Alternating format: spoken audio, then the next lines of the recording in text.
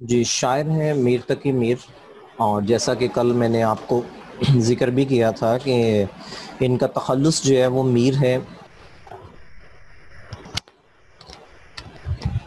آج ہم باقاعدہ جو ہے وہ غزل نمبر 1 اور شعر نمبر ہمارا ہے 4۔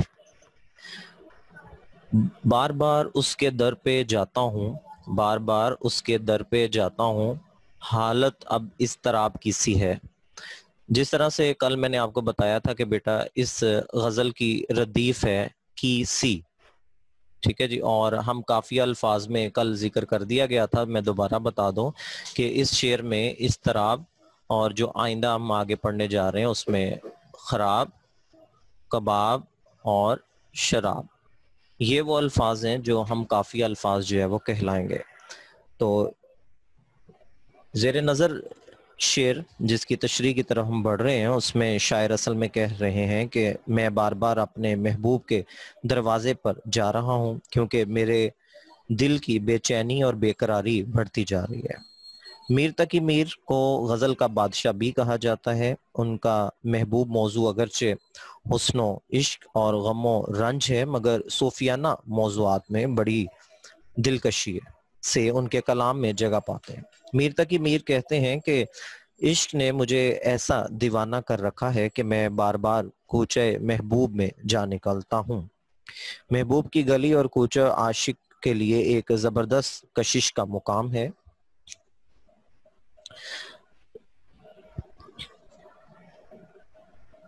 میر تقی میر کہتے ہیں کہ عشق نے مجھے ایسا دیوانہ کر رکھا ہے کہ جیسے ابھی ذکر ہوا کہ وہ کہتے ہیں کہ میں بار بار محبوب کے کوچے میں جا نکلتا ہوں۔ محبوب کی گلی اور کوچے عاشق کے لیے ایک زبردست کشی کا مقام ہے۔ یہاں آ کے محبت ہرگز کم نہیں ہونی چاہیے، اس کا محبوب اسے دھتکارے، دھکے دے، وہ ایک بے چینی اور اضطراب میں بار بار پھر وہیں پر جا پہنچتا ہے اور وہاں جا کر حیران ہوتا ہے۔ بقول شاعر کہ وائے دیوانگی عشق کے ہر دم میں مجھ کو، آپ جانا ادھر اور آپ ہی حیران ہونا۔ شاعر کہتا ہے کہ میں بے چینی اور بے قراری کے عالم میں اپنے محبوب کے پاس جاتا ہوں، مگر دل کی بے چینی کے لے کر واپس آ جاتا ہوں۔ اسی خواہش میں ہوتا ہوں کہ کاش وہ مجھے مل جائے، میں اپنے مضطرب بے چین دل کا حال اس کو سنا سکوں، اپنے احساسات اور جذبات جو میرے دل میں ہیں اس کے لیے میں اسے بیان کر سکوں۔ بقول شاعر کہ یہ نہ تھی ہماری قسمت کے وصال یار ہوتا، یہ نہ تھی ہماری قسمت کے وصال یار ہوتا، اگر اور جیتے رہتے یہی انتظار ہوتا۔ میری یہی بے چینی اور انتظار جس نے مجھے قرار جیسے لفظ سے ناشنا کر دیا ہے، میں اسی بے چینی میں محبوب کے در پر 1000 بار جا چکا ہوں، لیکن مجھے چین میسر نہیں، اس لیے کہ محبوب کی قربت نصیب نہیں ہوئی، اور اگر اس کی قربت جو ہے میرے نصیب میں نہیں تو پھر چین بھی مجھے نصیب نہیں ہوگا۔ وہ کہ شاعر یہ کہنا چاہ رہا ہے کہ اس کو چین اور سکون اسی وجہ سے میسر ہوگا کہ اس کا محبوب اس سے ملے، اس سے بات چیت کرے۔ شعر نمبر 5۔ میں جو بولا کہا کہ یہ آواز، میں جو بولا کہا کہ یہ آواز اسی خانہ خراب کی سی ہے۔ جی جناب، تو بظاہر آپ کو نظر آ رہا ہوگا کہ جیسے بد دعا دی جا رہی ہے، تو بالکل ایسے ہی ہے۔ خانہ کہتے ہیں گھر کو، خراب کہتے ہیں کہ تیرا گھر ہی خراب ہو جائے، جسے کہتے ہیں خانہ خراب، کہ تیرا گھر ہی خراب ہو جائے۔ کہتے ہیں شاعر کہتے ہیں کہ میں جب بولتا ہوں میری آواز وہ سنتا ہے اور وہ پہچان لیتا ہے، اور وہ کہتا ہے کہ اللہ کرے کہ یہ تیرا گھر جو ہے وہ تباہ و برباد ہو جائے۔ مفہوم اس کا کچھ یوں بن سکتا ہے کہ جب میں نے بات کی تو محبوب نے سن کر کہا کہ یہ آواز تو اسی بدبخت کی معلوم ہوتی ہے۔ وہ کہ شاعر کہنا چاہ رہے ہیں کہ میرے محبوب نے میری آواز سے مجھ کو پہچان لیا، اور اس کے لیے یہی بہت بڑے اعزاز کی بات ہے۔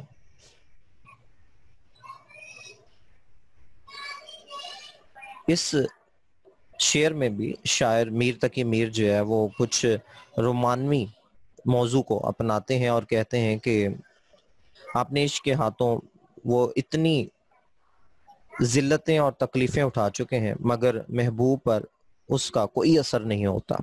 جسمانی اور روحانی تکالیف سہ سہ کر محبوب کا یہ عالم ہو گیا کہ وہ سوکھ کر کانٹا بن چکا، اس کے حلق سے آواز تک نہیں نکلتی۔ اسی عالم میں جب وہ محبوب کا در کھٹکھٹاتا ہے اور استفسار کرتا ہے، پوچھنے پر اپنی زبان کھولتا ہے تو اس کا محبوب اس نکاحت زدہ آواز کو پہچان لیتا ہے، یعنی کہ وہ اس باریک اور کمزور آواز کو بھی پہچان لیتا ہے اور کہتا ہے کہ یہ آواز لگتی تو اسی خانہ خراب کی سی ہے۔ گویا محبوب اپنے عاشق کو برباد و ویران سمجھتا ہے۔ بقول مولانا الطاف حسین حالی، جیتے جی موت کے تم منہ میں نہ جانا ہرگز، جیتے جی موت کے تم منہ میں نہ جانا ہرگز، دوستو جی نہ لگانا ہرگز۔ شاعر کہتے ہیں کہ میرا محبوب میری محبت کی شدت سے آشنا نہیں ہے، وہ نہیں جانتا کہ اس کی بے رخی مجھے لے ڈوبے گی۔ میں اس پر اپنی جان، اپنا وقت نشاور کرنے کو تیار ہوں۔ وہ میرا اور ایک میرا محبوب ہے جو اگر مجھے سن لے تو کہتا ہے کہ اسی پاگل دیوانے کی آواز ہے۔ آخر میرا محبوب کیوں مجھ سے اتنا دور دور رہتا ہے؟ وہ کیوں میری کیفیت، میرے احساسات کو نہیں سمجھتا؟ وہ کیوں یہ نہیں جانتا کہ جسے وہ ہر پل ٹھکراتا ہے اس کے لمحات بھی صرف اس کے لیے ہیں؟ تو اصل میں شاعر اپنے محبوب کی جو اس نے آواز کو پہچان لیا تو اس کا مطلب ہے کہ شاعر کو تسلی ہوئی کہ اگر اس کا محبوب اس کی آواز کو پہچان رہا ہے تو یہ اس کی ایک کامیابی ہے۔ شعر نمبر 6۔ آتش غم میں دل بنا شاید، آتش غم میں دل بنا شاید، دیر سے بو کباب کی سی ہے۔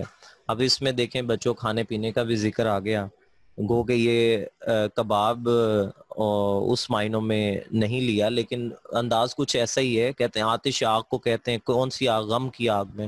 دل بنا شاید، کہتے ہیں دل ایسے جو ہے بھن گیا، جل گیا کہ جیسے جو ہے وہ ایک کباب ہوتا ہے۔ تو غم کی آگ اتنی شدید ہے کہ شاید میرا دل ہی جل گیا ہے کیونکہ کافی دیر سے مجھے کباب کے بھننے جیسی آواز آ رہی ہے۔ میر تقی میر گو کہ جیسا پہلے بھی ذکر ہو چکا غزل کا بادشاہ کہا جاتا ہے انہیں، اور بڑی دلکشی سے ان کے کلام میں جو ہے وہ مختلف موضوعات جو ہے وہ حصہ پاتے ہیں، جیسے کہ حسن و عشق، غم و رنج اور صوفیانہ موضوعات۔ میر کہتے ہیں کہ غم کی آگ میں اس کا سارا وجود جل بھن چکا ہے۔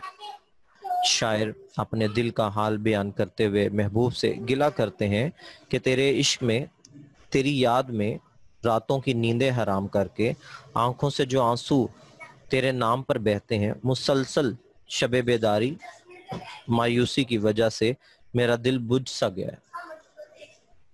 بقول میر تقی میر، ابتدائے عشق ہے روتا ہے کیا، ابتدائے عشق ہے روتا ہے کیا، ساری آگے آگے دیکھیے ہوتا ہے کیا۔ بقول میر وہ محبوب کی محفل ہے جہاں غیر اور محبوب کی باہم محبتیں دیکھ دیکھ کر دل اور روح سلگتے ہیں۔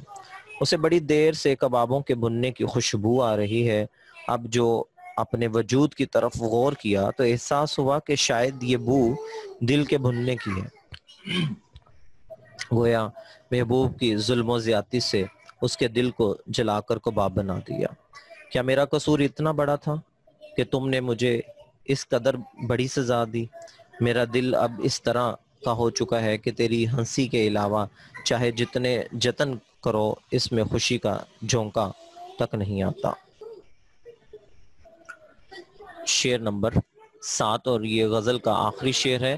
ہم اس شعر کو مقطع بھی کہہ سکتے ہیں، کیوں کہ یہ غزل کا آخری شعر ہونے کے ساتھ ساتھ اس میں شاعر اپنا تخلص بھی استعمال کر رہا ہے۔ میر میر ان نیم باز آنکھوں میں، میر ان نیم باز آنکھوں میں ساری مستی شراب کی سی ہے۔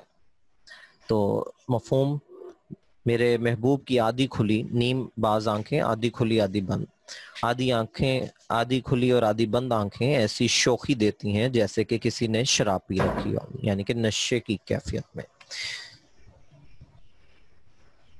غزل کے اس مقطع میں شاعر اپنے محبوب کی نیم باز آنکھوں کی تعریف کرتا ہے۔ اس کے نزدیک محبوب کی آنکھیں دیکھ کر ایسا لگتا ہے کہ کسی نے شراب پی رکھی ہو۔ ان آنکھوں کو دیکھ کر ہی عاشق ایک مستی میں گم ہو جاتا ہے۔ بقول شاعر، دیکھتا ہے کوئی مست نگاہوں سے بار بار، دیکھتا ہے کوئی مست نگاہوں سے بار بار، جب تک شراب آئی کئی دور ہو گئے۔ شاعر نے اپنے محبوب کی مست آنکھوں کو شرابی آنکھوں سے تشبیہ دی ہے۔ شاعر محبوب کی تعریف کرتے ہوئے کہتا ہے کہ میرے محبوب کی آنکھوں میں وہ مستی ہے، وہ نشہ ہے کہ جس کو دیکھ کر میں اپنے ہوش و حواس کھو بیٹھتا ہوں۔ مجھے اپنے محبوب کی نیم باز آنکھوں کو دیکھ کر ایک ایسا نشہ سطاری ہو جاتا ہے کہ مجھے شراب پینے کی فرصت نہیں رہتی۔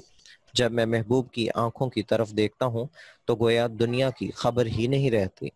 یوں محسوس ہوتا ہے کہ جیسے میری ساری دنیا اس کی آنکھوں میں بس گئی۔